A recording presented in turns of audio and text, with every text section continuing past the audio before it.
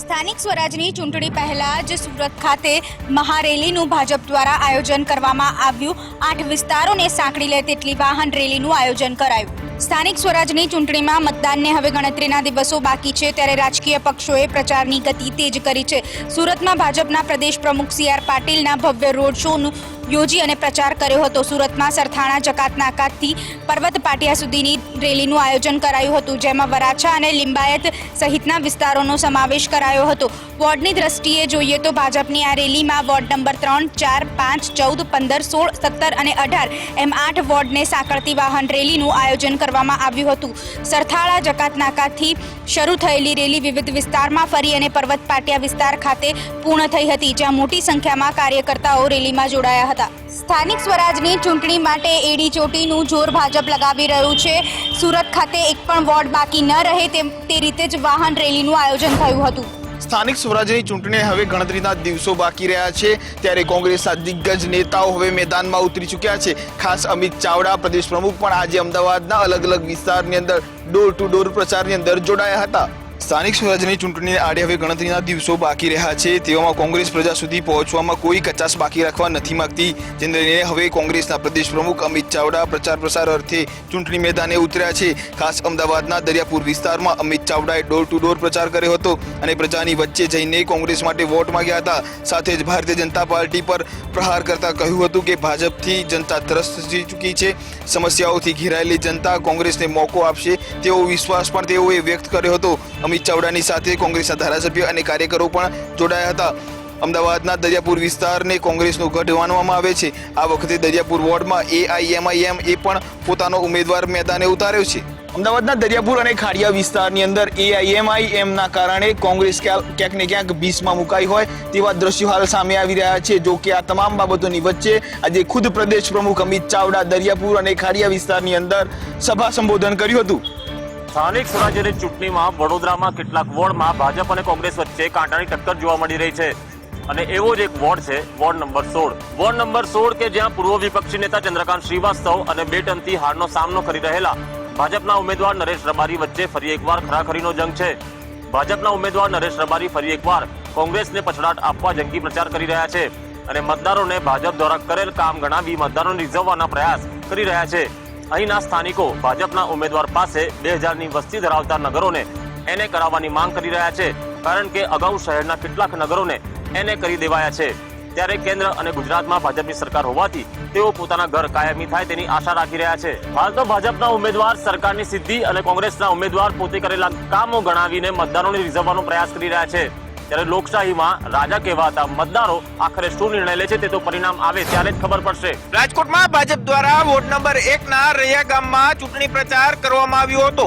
અહીં ભાજપના 4 ઉમેદવારો પ્રચાર કરવા નીકળ્યા હતા અને મતદારોને રીઝવવાના પ્રયાસ કર્યા હતા। રાજકોટમાં છેલ્લા તબક્કાનો ચૂંટણી પ્રચાર યોજાઈ રહ્યો છે, તેવામાં ભાજપ દ્વારા વોર્ડ નંબર 1 ના રૈયા ગામમાં આજે ભાજપના 4 ઉમેદવારો દ્વારા ચૂંટણી પ્રચાર કરવામાં આવ્યો હતો।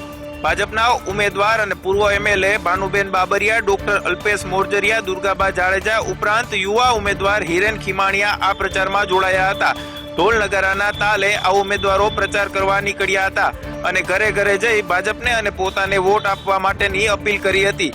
અહીંનો લોકોનું ઉમેદવારોને સમર્થન મળતું પણ જોવા મળ્યું હતું। જો કે જનતા વોટ આપી કોને સત્તાના સુકાન પર બેસાડે છે તે જોવું રહ્યું। સ્થાનિક સ્વરાજ્યની ચૂંટણીમાં તમામ પક્ષો જીત માટે એડી ચોટીનું જોર લગાવી રહ્યા છે, તેવામાં સત્તાનું સુકાન તેને જ મળશે જે પ્રજાના પ્રશ્નોને વાચા આપવાની વાત પ્રજા સુધી પહોંચાડી શકશે।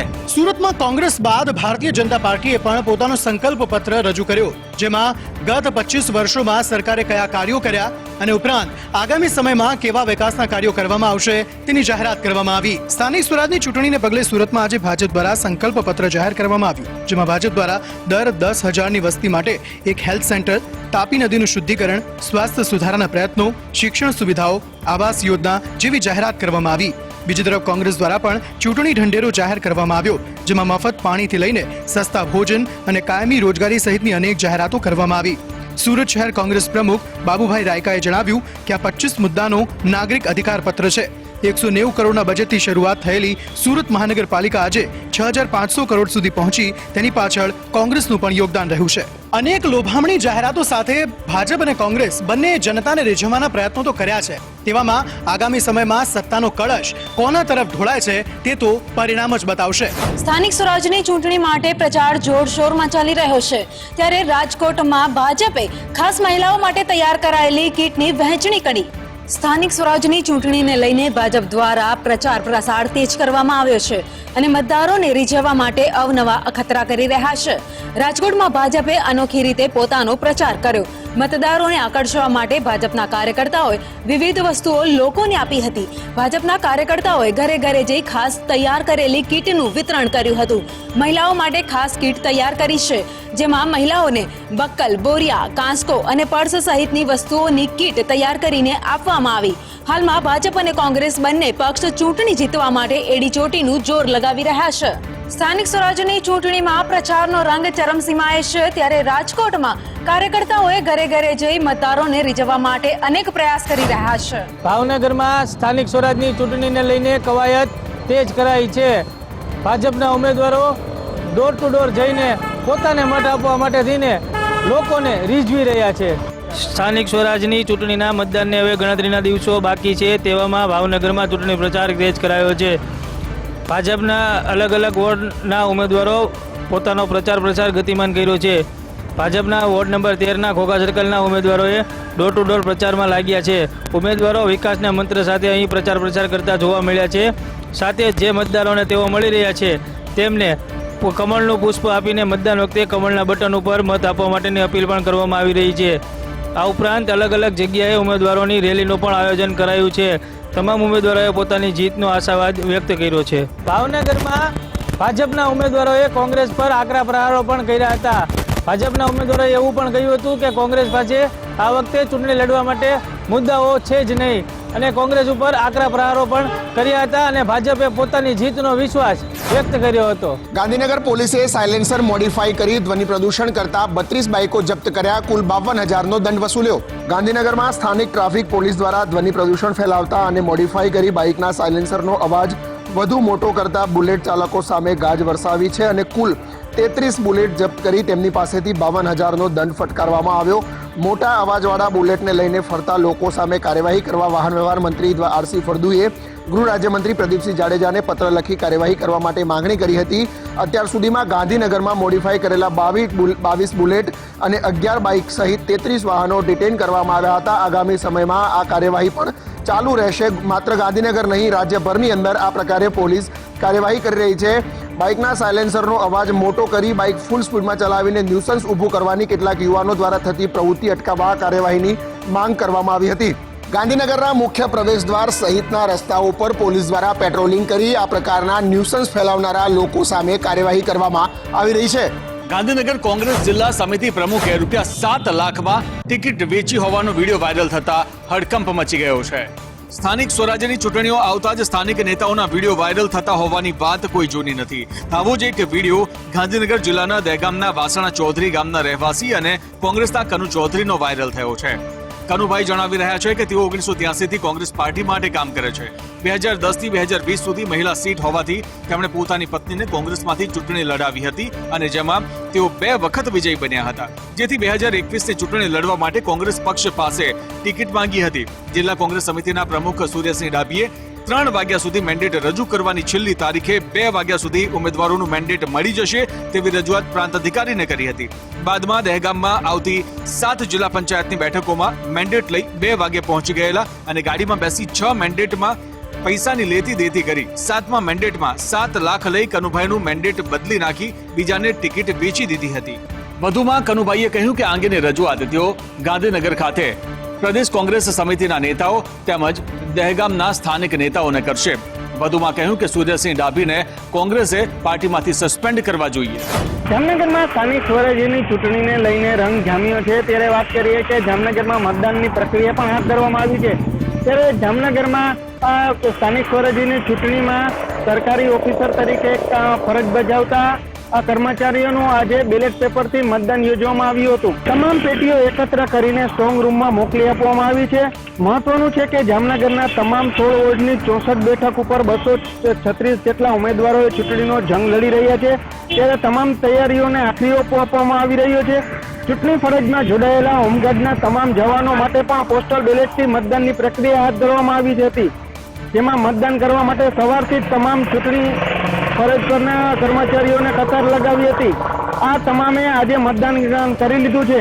રાજ્યના અલગ અલગ મહાનગરોમાં આ પ્રકારની વ્યવસ્થા હાથ ધરાઈ હતી, જેમાં જામનગરમાં પણ પોસ્ટલ બેલેટથી અધિકારીએ પોતાના મતાધિકારનો ઉપયોગ કર્યો હતો. ભુજમાં પ્રાથમિક સુવિધા નહીં મળતા સ્થાનિક લોકોએ મતદાન બહિષ્કારની ચીમકી ઉચ્ચારી છે. સ્થાનિક લોકોએ સોસાયટી બહાર બેનર લગાડી વિરોધ નોંધાવ્યો છે. ભુજના અંજલીનગર વિસ્તારમાં પ્રાથમિક સુવિધાના અભાવે સ્થાનિક લોકોએ મતદાન બહિષ્કાર કરવાની ચીમકી ઉચ્ચારી છે. આ વિસ્તારમાં રોડ, રસ્તા, ગટરની સમસ્યાથી લોકો પરેશાન છે.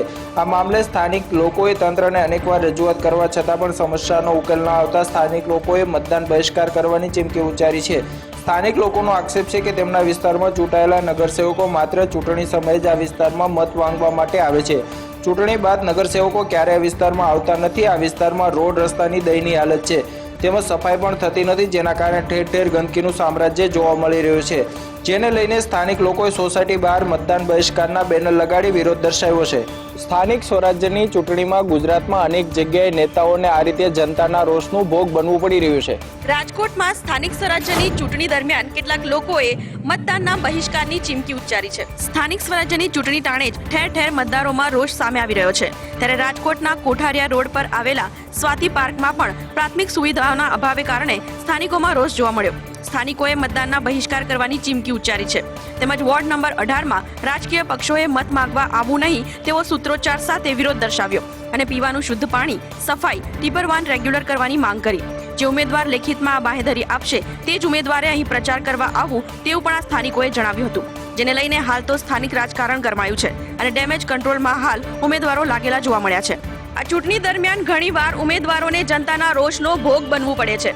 ત્યારે રાજકોટમાં ફરી એકવાર આ પ્રકારનો કિસ્સો સામે આવ્યો છે. આવતીકાલથી ધોરણ 6 અને 8ના વર્ગો શરૂ થવા જઈ રહ્યા છે. ત્યારે અમદાવાદના ખાનગી પ્રાથમિક શાળાઓ સહિત અમદાવાદ મ્યુનિસિપલ કોર્પોરેશન સંચાલિત 362 શાળાઓ ફરી ધમધમી ઉઠશે. કોરોનાના પગલે બંધ પડેલી શાળાઓમાં તબક્કાવાર વર્ગો શરૂ કરવામાં આવી રહ્યા છે. ત્યારે અમદાવાદ એએમસી સ્કૂલ બોર્ડની 362 સ્કૂલો આવતીકાલથી ધમધમી ઉઠશે. 11 મહિના પછી સ્કૂલો ધમધમી ઉઠશે. ધોરણ 6 થી 8ના વર્ગો ફરી શરૂ થતા વિદ્યાર્થીઓને આવકારવા માટે શિક્ષકો આતુર છે. હાંસોલની શાળામાં શિક્ષકોએ જાતે સ્કૂલની સાફ સફાઈ કરી છે. વિદ્યાર્થીઓને આવકારવા માટે શાળાઓએ તમામ તૈયારીઓ પણ પૂર્ણ કરી દીધી છે. કોવિડના નિયમો સાથે આ વર્ગો શરૂ થવાના છે. તેવામાં વિદ્યાર્થીઓને પણ જરૂરી માર્ગદર્શન આપવામાં આવ્યું છે. વાલીઓની મંજૂરી સાથે આ વર્ગોમાં વિદ્યાર્થીઓને બેસાડવામાં આવશે અને ઓફલાઈન વર્ગો શરૂ કરવામાં આવશે. અગાઉ ધોરણ 9 થી 12ના વર્ગો શરૂ કરવામાં આવ્યા છે, જેમાં વિદ્યાર્થીઓની સંખ્યા ઉત્તરોત્તર વધી રહી છે. ત્યારે રાજ્ય સરકારના શિક્ષણ વિભાગે પ્રાથમિક શિક્ષણ શરૂ કરવાનો નિર્ણય કર્યો છે.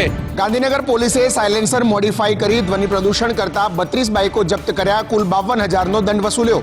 ગાંધીનગરમાં સ્થાનિક ટ્રાફિક પોલીસ દ્વારા ધ્વનિ પ્રદૂષણ ફેલાવતા અને મોડિફાઈ કરી બાઇકના સાયલેન્સરનો અવાજ વધુ મોટો કરતા બુલેટ ચાલકો સામે ગાજ વરસાવી છે અને કુલ 33 બુલેટ જપ્ત કરી તેમની પાસેથી 52,000નો દંડ ફટકારવામાં આવ્યો. મોટા અવાજવાળા બુલેટને લઈને ફરતા લોકો સામે કાર્યવાહી કરવા વાહન વ્યવહાર મંત્રી આરસી ફળદુએ ગૃહ રાજ્યમંત્રી પ્રદીપસિંહ જાડેજાને પત્ર લખી કાર્યવાહી કરવા માટે માંગણી કરી હતી. અત્યાર સુધીમાં ગાંધીનગરમાં મોડિફાઈ કરેલા 22 બુલેટ અને 11 બાઇક સહિત 33 વાહનો ડિટેન કરવામાં આવ્યા હતા. આગામી સમયમાં આ કાર્યવાહી પણ ચાલુ રહેશે. માત્ર ગાંધીનગર નહીં, રાજ્યભરની અંદર આ પ્રકારે પોલીસ કાર્યવાહી કરી રહી છે. બાઇકના સાયલેન્સરનો અવાજ મોટો કરી બાઇક ફૂલ સ્પીડમાં ચલાવીને ન્યુસન્સ ઊભું કરવાની કેટલાક યુવાનો દ્વારા થતી પ્રવૃત્તિ અટકાવવા કાર્યવાહીની માંગ કરવામાં આવી હતી. ગાંધીનગરના મુખ્ય પ્રવેશદ્વાર સહિતના રસ્તાઓ પર પોલીસ દ્વારા પેટ્રોલિંગ કરી આ પ્રકારના ન્યુસન્સ ફેલાવનારા લોકો સામે કાર્યવાહી કરવામાં આવી રહી છે. સુરત શહેરમાં માત્ર 15 દિવસ અગાઉ જ સગાઈ થયેલા એવા મૂકબધિર યુવક યુવતીનું મૃતદેહ મળી આવતા ચકચાર મચી જવા પામી છે. માત્ર 5 દિવસ પહેલા જ યુવતી યુવકના ઘરે રહેવા ગઈ હતી અને મૃતદેહ મળી આવતા હાલ તપાસ હાથ ધરવામાં આવી છે. સુરતમાં બાથરૂમમાંથી મૂકબધિર ફિયાન્સી મૃત હાલતમાં મળી આવ્યા છે. મળતી માહિતી અનુસાર છેલ્લા 5 દિવસથી યુવતી સાસરે રહેતી હતી. સગાઈને હજુ માત્ર 15 દિવસ થયા છે. હજી આગામી એપ્રિલ માસમાં બંનેના લગ્ન દેવાની વાત ચાલી હતી. જોકે તે પહેલા જ રહસ્યમય હાલતમાં બંનેના મૃતદેહ મળી આવતા તપાસના ચક્રો ગતિમાન કરવામાં આવ્યા છે. ગેસ લીકેજ બાદ ગુંગળામણ થવાથી બાથરૂમની અંદર મોત થયું હોવાનું અનુમાન લગાવવામાં આવી રહ્યું છે. જો કે પીએમ રિપોર્ટ બાદ જ મોતનું સાચું કારણ જાણી શકાશે. પરિવારના કહેવા મુજબ નાનપુર સ્થિત શ્રીરંગ સોસાયટીમાં ઘટના ઘટી છે, જે મામલે અઠવાડિયા ઇંચ પોલીસે તપાસ હાથ ધરી છે. મૃતકનું નામ ધ્રુવી કુમારી અને યુવકનું નામ અર્પિત હતું. હાલ આ સમગ્ર મામલે હવે પોસ્ટમોર્ટમ રિપોર્ટની વાટ જોવામાં આવી રહી છે. અમદાવાદના બોપલમાં યુવક સાથે પૈસાની લેતી દેતી મામલે મારામારી થઈ છે. યુવકને નગ્ન કર્યો, ત્યારબાદ તેને ઇલેક્ટ્રિક કરંટ આપ્યો અને તેનો વિડીયો પણ ઉતાર્યો હતો. અમદાવાદમાં રૂપિયાની લેતી દેતીમાં યુવકને નગ્ન કરી ઇલેક્ટ્રિક શોક આપી માર માર્યો હોવાની ચોંકાવનારી ઘટના સામે આવી. બોપલમાં દુકાનમાં 1.90 લાખની ઉઘરાણી કરવા માટે 7 શખ્સો આવ્યા હતા અને યુવકને નગ્ન કરી ઇલેક્ટ્રિક કરંટ આપી માર માર્યો. આ મામલે યુવકે બોપલ પોલીસ મથકમાં ફરિયાદ કરતા 7 શખ્સો સામે ગુનો દાખલ થયો છે. યુવકને માર મારનાર શખ્સોએ યુવક સાથે મારામારી કરતો અને યુવકને ઇલેક્ટ્રિક કરંટ આપતો વિડીયો પણ ઉતાર્યો હતો. મોબાઈલની દુકાન ધરાવતા યુવક પાસે આરોપીઓએ 1.90 લાખની ઉઘરાણી કરવા માટે પહોંચ્યા હતા. મોબાઈલની દુકાન ધરાવતા યુવકે થોડા સમય બાદ આપશે તેવી વાત જણાવતા આરોપીઓ ઉશ્કેરી આવ્યા અને યુવકનું પેન્ટ કાઢી તેને નગ્ન કર્યો હતો. આ ઉપરાંત દુકાનમાં પડેલા વાયરમાંથી તેને ઇલેક્ટ્રિક શોક પણ આપ્યો હતો. આરોપીઓએ યુવકના મિત્રને પણ ઢોર માર માર્યો હતો. આરોપીઓએ યુવકના મિત્ર પાસેથી 2.5 લાખ ટ્રાન્સફર કરાવ્યા. ત્યારે પોલીસે આરોપીને ઝડપવા ચક્રો ગતિમાન કર્યા છે. સુરતમાં એક ચકચારી ઘટનાથી સમગ્ર વિસ્તારમાં અરેરાટી વ્યાપી ગઈ. ફૂટપાથ પર સૂતી એક 7 વર્ષની બાળકીનું અપહરણ કરી લેવાયું અને બાદમાં તેના પર આચરવામાં આવ્યું દુષ્કર્મ. સુરતના લાલગેટ વિસ્તારમાં મોડી રાત્રે પોતાની માતા સાથે સૂતેલી 7 વર્ષની બાળકીનું મોઢું દબાવી તેનું અપહરણ કરી તેના ઉપર અત્યાચાર ગુજારાયો હોવાની માહિતી મળી છે. આ બાળકીના શરીરમાં કોઈએ બચકા ભર્યા હોય તેવા પણ નિશાન જોવા મળ્યા છે. પોલીસને શંકા છે કે બાળકી ઉપર દુષ્કર્મ આચરવામાં આવ્યું છે. આ મામલે પોલીસે તપાસ હાથ ધરી છે. આ ઘટના સીસીટીવી કેમેરામાં પણ કેદ થઈ છે અને આ સીસીટીવીના આધારે પોલીસે આરોપીની ધરપકડ પણ કરી લીધી છે. માતા સાથે સૂતેલી આ બાળકીને જમ્મુ પઠાણ નામના રીઢા ગુનેગાર દ્વારા ઉપાડી જવામાં આવી હોવાનો ખુલાસો થયો છે. આ ઘટનામાં મુખ્ય પુરાવો ઘટના સ્થળની પાસે લાગેલા સીસીટીવી રહ્યા કે જેના આધારે આરોપીની પોલીસ દ્વારા ધરપકડ કરવામાં આવી છે અને વધુ તપાસ હાથ ધરી છે. પોલીસની ખાખી વર્દી પર કલંક લગાવતી વધુ એક ઘટના સામે આવી છે.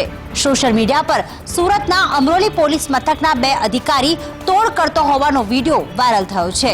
સુરતની અમરોલી પોલીસ વિવાદમાં આવી છે. હાલમાં સોશિયલ મીડિયા પર એક વિડીયો વાયરલ થઈ રહ્યો છે, જેમાં અમરોલી પોલીસ મથકમાં ફરજ બજાવતા હેડ કોન્સ્ટેબલ અને કોન્સ્ટેબલ તોડ કરતા નજરે પડી રહ્યા છે. વિડીયોમાં દેખાઈ રહ્યું છે કે અટકાયતી પગલાં હેઠળ ડિટેન કરાયેલ અલ્તાફ હુસેન, રઈસ, કમલ, ઇરફાન અને હલીમને મામલતદાર સામે જામીન માટે લઈ જવામાં આવી રહ્યા છે અને જામીન માટે લઈ જતા રસ્તામાં પોલીસ દ્વારા 200 રૂપિયા લઈને તેમને છોડી મૂકવામાં આવ્યા. આ વિડીયો અમરોલી પોલીસ સ્ટેશનની બહારનો જ હોવાનું અનુમાન લગાવવામાં આવી રહ્યું છે. આ વિડીયો સામે આવતા ફરી એક વખત ખાખી વર્દીધારી પોલીસ પર કલંક લાગ્યો છે. આવા વિડીયોથી પોલીસ પર જનતાનો વિશ્વાસ ઉઠી જતો હોય છે, ત્યારે જરૂરી છે કે આવા પોલીસ અધિકારીઓ સામે કડક કાયદાકીય પગલાં ભરવામાં આવે. વિશ્વના સૌથી મોટા ક્રિકેટ સ્ટેડિયમમાં સૌ પ્રથમ વખત ઇન્ટરનેશનલ મેચ રમાવા જઈ રહી છે, ત્યારે રાષ્ટ્રપતિ રામનાથ કોવિંદ દ્વારા સ્ટેડિયમનું ઉદ્ઘાટન કરવામાં આવશે. વિશ્વના સૌથી મોટા મોટેરા સ્ટેડિયમમાં સૌ પ્રથમવાર ઇન્ટરનેશનલ ટેસ્ટ મેચ આગામી 24 ફેબ્રુઆરીએ રમાવાની છે. કોરોના મહામારીને કારણે આ વખતે સ્ટેડિયમમાં 50% દર્શકોને પ્રવેશ આપવામાં આવશે. તેવામાં આ સ્ટેડિયમના ઉદ્ઘાટન માટે રાષ્ટ્રપતિ રામનાથ કોવિંદ ગુજરાત આવશે. તારીખ 23 ફેબ્રુઆરીએ ગાંધીનગર ખાતે કાર્યક્રમમાં તેઓ હાજરી આપશે. ઉપરાંત 24 તારીખે તેઓ મોટેરા સ્ટેડિયમનું ઉદ્ઘાટન કરશે. પિંક બોલ ટેસ્ટ મેચને લઈને ઓનલાઈન ટિકિટોનું પણ વેચાણ શરૂ કરવામાં આવ્યું છે, જેમાં અત્યાર સુધી લગભગ 20,000થી વધારે ટિકિટોનું વેચાણ થઈ ગયું છે. ઉલ્લેખનીય છે કે આ સ્ટેડિયમની ક્ષમતા 1.10 લાખ પ્રેક્ષકોની છે, જેમાં 50% પ્રેક્ષકોએ આ મેચમાં હાજર રહી શકશે. ઉલ્લેખનીય છે કે સ્ટોક હશે ત્યાં સુધી જ આ ટિકિટોનું વેચાણ થવાનું છે. 50% સિટિંગ કેપેસિટી સાથે દર્શકો મેચ જોવા જઈ શકશે અને જેને જોતા ક્રિકેટ રસિકોમાં ખૂબ જ ઉત્સાહનો માહોલ જોવા મળ્યો છે. ઓનલાઈન ટિકિટોનું ધૂમ વેચાણ શરૂ થઈ ગયું છે, ત્યારે થોડા દિવસોમાં ઓફલાઈન ટિકિટોનું પણ વેચાણ શરૂ કરવામાં આવશે. દેશભરમાં પેટ્રોલ ડીઝલની કિંમતમાં ભડકો જોવા મળી રહ્યો છે. તેવામાં ગુજરાત રાજ્યમાં પણ છેલ્લા 8 દિવસથી સતત પેટ્રોલ ડીઝલના ભાવમાં વધારો જોવા મળી રહ્યો છે. તેવામાં રાજ્યના મહાનગરોમાં પેટ્રોલનો ભાવ 86 ઉપર પહોંચી ગયો છે. દેશભરમાં પ્રથમ વખત પેટ્રોલની કિંમત 100 રૂપિયા પ્રતિ લીટરને વટાવી ગઈ છે. રાજસ્થાનના શ્રી ગંગાનગરમાં બુધવારે પેટ્રોલની કિંમત 100 રૂપિયા વટાવી ગઈ છે. આજે ફરી વખત પેટ્રોલ ડીઝલના ભાવમાં 25 પૈસાનો વધારો થતાં મોંઘવારીનો વધુ એક માર સામાન્ય જનતાએ સહન કરવો પડ્યો છે. મુંબઈમાં 96 રૂપિયા અને દિલ્હીમાં 89.54 રૂપિયે પેટ્રોલ પહોંચ્યું છે, તો રાજ્યમાં અમદાવાદ સહિત તમામ મહાનગરોમાં પણ પેટ્રોલનો ભાવ 86 રૂપિયા અને ડીઝલનો ભાવ પણ 86 રૂપિયાની આસપાસ પહોંચી ચૂક્યો છે. માર્ચ 2020થી અત્યાર સુધીમાં પેટ્રોલમાં 19.70 રૂપિયા વધ્યા છે, જ્યારે ડીઝલના ભાવમાં 17.41 રૂપિયાનો વધારો છેલ્લા એક વર્ષમાં નોંધાઈ ચૂક્યો છે. છેલ્લા 8 દિવસમાં પેટ્રોલમાં 2.34 રૂપિયા જ્યારે ડીઝલમાં 2.57 રૂપિયાનો ભાવ વધારો ઝીકાઈ ગયો છે. અને જાન્યુઆરીની શરૂઆતથી જો વાત કરીએ તો હાલ 5.5 રૂપિયા જેટલો વધારો પેટ્રોલ ડીઝલમાં કરાઈ ચૂક્યો છે.